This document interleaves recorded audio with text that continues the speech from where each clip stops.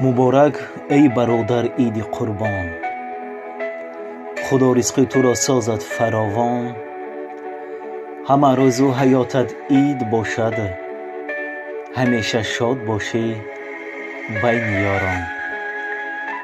در این روز فرخنده از درگاه خداوند متعال برایتان خانه آبادی، سربلندی، خوشحالی زندگی را تمنا دارم که این عید سعید به خاندان هر یکی شمایان فیض و برکت، بخت و اقبال بلند را ارزانی دارد.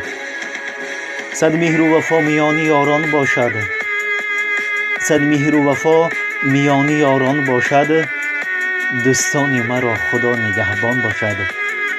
عید سعید به هر یکی شمایان مبارک باشد عزیزان.